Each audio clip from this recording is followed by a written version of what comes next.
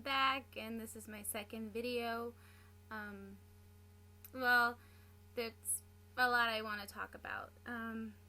My friend Brianna, hey Brianna, if you're watching this, she actually texted me saying, well, I was going to make another video, and actually I was kind of busy with the animal shelter and other stuff, and finals this week, so I didn't get to actually make a video sooner than I thought. So here it is. I just made a couple quick notes on my phone and on my favorite pink paper, so just to keep me a little organized. So I don't want to make a long video because I know some people aren't into long videos, so I'm gonna try to make them long. Short, not long. Sorry, forgive me. Today's my birthday, and I want to say shout out to Ricky Camargo and Chela and Jasmine and Sister Mary for inviting me to lunch at Applebee's.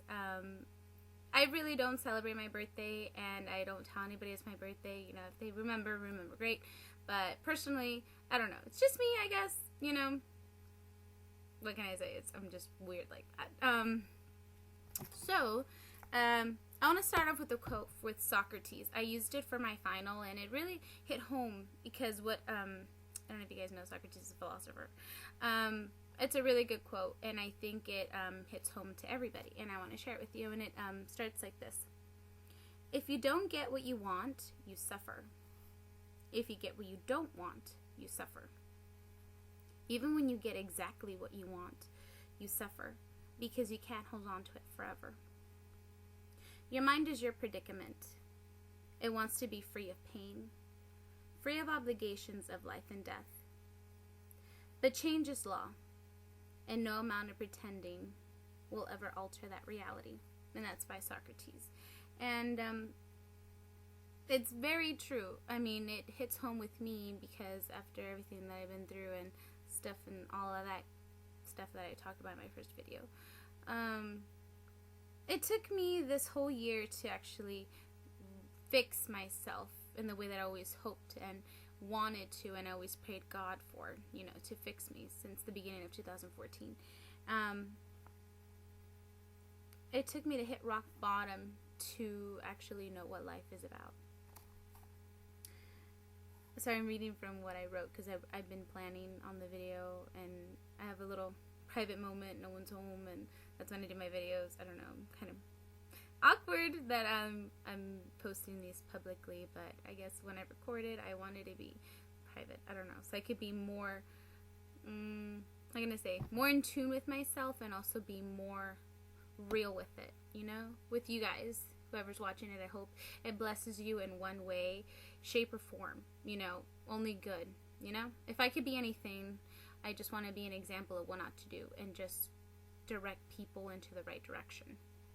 So that's what I want, and I pray every day in the morning that I'm a better person than I was yesterday, and if I don't want to miss an opportunity, I pray to God that if I could be of service in any way, shape, or form to anybody, that I don't want to miss that opportunity to be a blessing to somebody else, helping this, and that, I just don't want to miss an opportunity where I can be of service for God. And with all my problems, I've came up to that I wouldn't change it because it's a blessing in disguise. And it took me 12 months to actually God to minister and show me step by step throughout the whole way, because by myself I wouldn't do it, and I praise God for it and glory to Him. And there's a song that we've been singing at church. It's called Saved by Grace, and from my beginning, my background, it's by God's grace and mercy that I am here, because if it wasn't for Him, glory to God that I'm here. There's no reason I believe that I should be saved, but it's through His mercy and grace that I'm here, and He's using me as a vessel. And so I want to talk about a relationship that I always kind of was like, my mom. Okay, my mom. Just throwing it out there. My mom. I always had this bad relationship with my mom. I was the only child till I was 9, And then she had my brother, and then 5 years later she had my sister. Me and my mom have never have had a good relationship. She was always more like a friend than she was a parent. And not having my dad and always having this stepdad or this other stepdad, I never really had a bond with my mom. And so since the get-go, I always was battling, like, why doesn't my mom love me? Why doesn't she treat me like other moms treat their daughters? And I was in foster care when I was 13 for a while, and it was me and my brother, and my sister was on her way here. She never got to experience, and it's thinking about that, I see it. I used to always think it's my mom's fault that she put me there, and this and this happened to me while I was there, and I actually don't see it that way. It's not my mom's fault, the way that she was brought up and her accidents and her wrongdoings. It's not her fault. I see it that, and it's not her fault that I was there. Everything happens for a reason and a purpose, and everything that I've been through is the product of what I am today. And I'm not saying by any means I'm perfect. By all means, I'm not. Get that one clear. I'm not perfect at all. I'm just making these videos to open people's minds and to share my experience, one, and two, to help someone out there, to reach out to someone, and I know I kind of spread myself thinly with all the other things that I'm doing in my life, but I really want to minister to someone out there and talk to them from my own experience, from my personal perspective, my point of view, and my struggle, and to, be like an example and show them that, whatever they're going through, the depression, trust me, you can get over depression. And it's been a struggle for me, a long life struggle, and there is hope, and there is an end to it. And this is my journey. And with my mom, I think everything that's since my separation, it's only bettered my relationship with my mom. I always thought that my mom didn't love me, that she preferred my brother, that she preferred my sister, that she preferred her other spouses more than me, and I was her first child. And I always used to, even up to last year, I told my mom, would she have stayed with my dad? And I kind of, God ministered to me about that, and he kind of fixed that wound that I've been carrying for like ever. And it's not, my mom's, she doesn't show me love. She doesn't hug me. She doesn't tell me I love you. She doesn't express the way you would think that a mom should respond to her daughter. Like, oh, I love you, congrats, you got an A, or good job, or like little things, like giving her a card, or just saying, hey, I love you, or stuff like that other moms, I'm not going to say normal, because nothing is normal. From my personal perspective, that's just my belief. Nothing is normal. Everything is just how it is. There's no line for me. There's no border on some level that says you're normal if you're here, and if you're down here, you're not normal. My mom, I finally understood, since my whole problems, I would come to her, my mom would get these stress herpes like on her lip or near her eye, and I would tell her, Mom, why did you get those? And then one day, I saw her crying, and she told me that everything that I'm going through, it hurts her too, and it kind of opened my eyes. And then I looked back, and she's definitely, I've seen that my mom does love me, and I was just so ignorant to the whole fact that just my mom shows in a different way than any other mom shows it to her daughter. And I'm very blessed to have my mom for who she is. I don't care, regardless of the past, regardless of what the future may bring. We only have today, and I only worry about today. I'm not concerned about tomorrow. I'm not concerned about what happened yesterday, or what happened 3 months ago, or what happened 4 years ago like I used to. That's it. That's over. It's history. I'm just worried about today, because God says we only have today. Don't worry about tomorrow. Tomorrow will have his own worries, and we're not promised tomorrow. We're only promised moment to moment. So it's a great blessing that God has ministered that to me, and it's like engraved in my mind. Today, focus on today. Don't worry about tomorrow. Don't think about tomorrow. Just focus on today. You never know when is your last breath. And working as a CNA and an EMT, I've seen it firsthand. So that's what it is. Just focus on today and what's at hand. Tomorrow will have its own worries. And so, throughout this whole course of action of me finding God and God coming into my life and having all these experiences, I finally realized that my mom does love me. And I was just so enamored with this idea that my mom didn't love me because I would compare her. You can't compare anybody. You seriously don't. And I remember with my marriage, didn't want actually to get close to my mother-in-law. I did love her.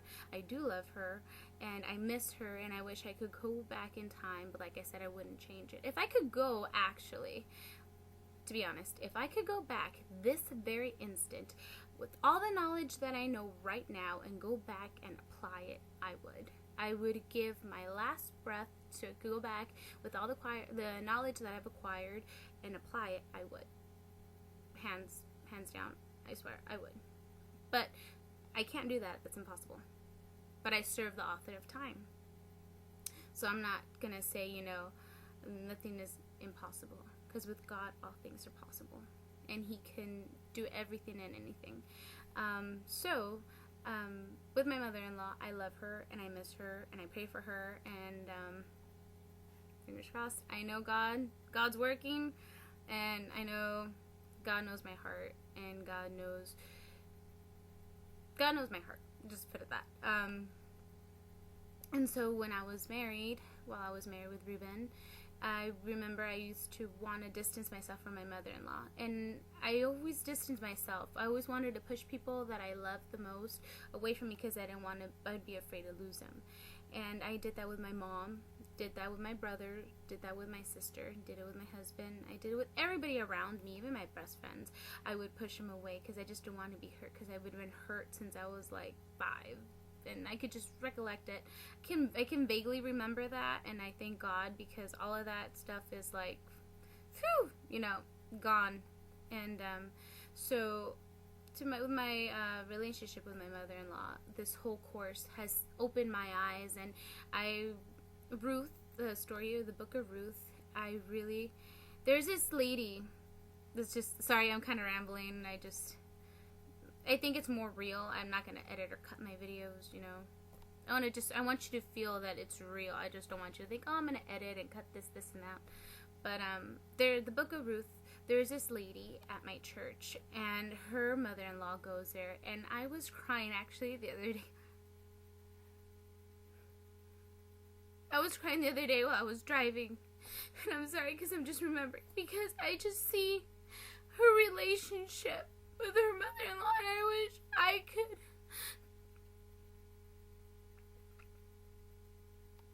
I wish I could have a relationship with my mother-in-law at this very moment. I'm sorry.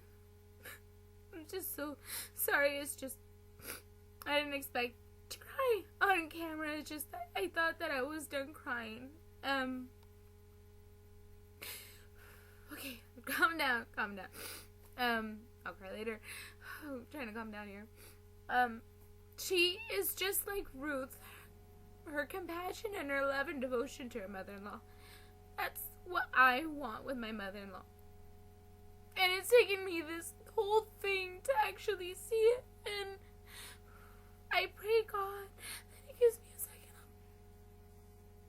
a second chance and a second opportunity to just be that to my mother-in-law. I see, and I've been wanting to tell this lady at church. She's just an inspiration of what I want to do when I'm reunited back with my mother-in-law. I just want to love her like Ruth loved her mother-in-law, like this lady at church loves her mother-in-law, and I just want that so bad. I'm sorry. And it's taken me this to hit rock bottom to actually see what life is about. And I guess I used to tell my husband that I was jealous of his mom because his mom always looked for him. And my mom never did. She gave me all this liberty to do what I wanted, what I could do, whatever. She gave me free will of everything. And she gave me free will of everything, so I made my own choices and I made bad decisions. And I learned from them. I learned everything by my mistakes. And I don't want nobody to suffer through what I've suffered. And this is partly why I do my videos, because if I could help someone out there to stop so much sorrow, at least, use me as an example, a vessel. I want to do that because I don't want nobody to go through the heartache that I went. The first month was just crying nonstop. I couldn't even sleep. Every little thing I literally just died. But I'm at the season in my life where everything is getting better. I'm not saying they're great. God is working. I'm not a perfect person. God is still shaping me and molding me into who He wants me to be. And I just wanted to share about my mother-in-law because it's a person that I hurt. And I miss her and I love her, and I wish I just could go back in time. I wish I could hug her right now. I wish she would just, one day I just randomly see her at the store. She'll come knocking at my door. I could just hug her and love her the way I should have loved her in the beginning.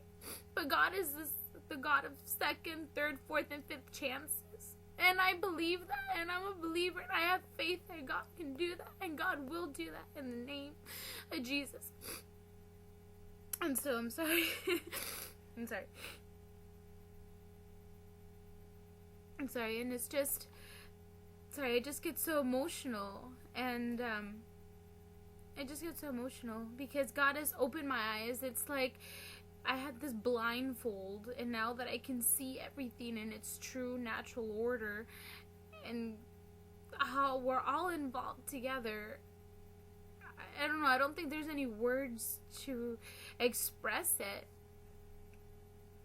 And so I wrote something else on my phone, and we aren't mysterious creatures. Animals are mysterious, and I learned that throughout this whole course, it's all about perspective.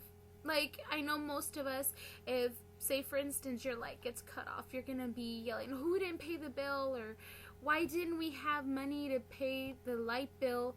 Instead, instead of just looking for someone to place the blame, why don't you take it as an opportunity to turn on a candle and experience a candle? I never did that, and I'm taking everything that most people will see as bad, I'm changing it into good, because it's all about perspective. And I used to see always the glass half full, and half empty. Now I see it half full. Sorry.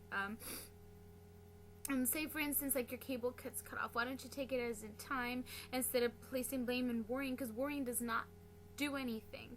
And I don't know how to stress it enough to all those people who look for placing blame, like, oh, this and that. Well, and like, for an example, with the cable, why don't you take that as an experience or time to open up a book, play a board game with your family and friends, just take it as an opportunity to grow.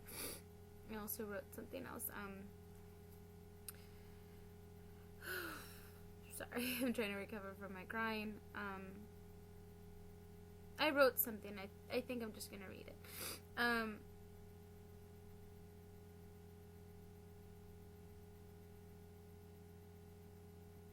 Fairness. I always thought that, if I got back at this person, we'd be even. And life isn't fair. We all have to fight for what we want, just like everybody does, Life isn't about having fair. Two wrongs don't make a right. And I've always said it, and I've tried to apply it, but I apply it to everything,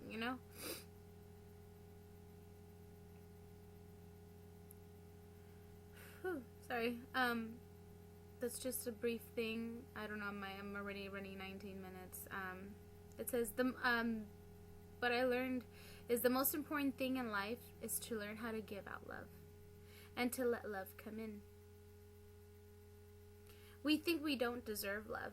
We think if we let it in, we'll become too soft. But a wise man named Levin said it right. He said love is the only rational thing. And I just want to disperse love to the end of me. Like, there's no hatred, there's no anger in me, there's no depression. I do get sad because it's an emotion that I have towards my mother-in-law. I love her and I miss her. I wish I could hug her right now and just express all the love I have for her, And I just want everybody who meets me and talks to me, or friends of me, and any person that comes into contact with me leaves happy. Like, if they were sad, I want them to leave happy. If they were happy, I want them to leave happier. I don't want them to leave feeling the same way. And if I could plant a seed in anybody that comes into contact with me, that's all I ask. I also learned, because if you found the meaning in your life, you don't want to go back. It's a quote from the book Tuesdays with Maureen. It's a really good book. I highly recommend it. And it's by Mitch Albom, and I quoted it. It says, because if you found meaning in your life, you don't want to go back. You just want to go forward. I don't want to go back. I just want to go forward. Rebuild what I have had into a better, grander thing. And I know I kind of rambled, talk about my mother-in-law and my mom and stuff, and I kind of cried. So this is my second video. I'm cutting it short because I know probably most of you don't have 21 minutes, and so I'll be sharing soon, hopefully maybe later this week. I'm not going to put on a date because I don't want it to disappoint anyone out there, but, you know, I pray my videos reach out to you or someone that you know, and it ministers to them, and just take me as an example, or I don't want anybody to like see my videos and be like, oh, she's right and wrong. No, just I'm giving you my example, you know. Take from these videos and take the good and apply it, you know. I just want to be a good example. And if anything, if I could be anything, I just want to be a good example and be an example of what not to do. And so I love you guys. I don't know what else to say. I love you, and I hope it inspires you, and I planted a good seed in you. And read 1 Corinthians 13:13. Thank you. Bye.